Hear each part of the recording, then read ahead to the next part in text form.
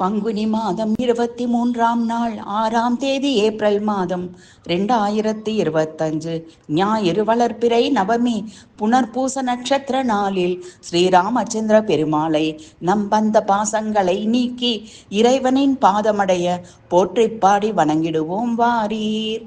சிவந்த தாமரை போன்ற கண்கள் கைகள் பாதம் அன்றளர்ந்த தாமரை போன்ற முகம் கொண்டவரே, மழை நீர் நிரம்பிய நீலமேக நிறத்தோடு கருணை பொழிபவராக நம்மேல் அன்பை பொழிபவரே போற்றி.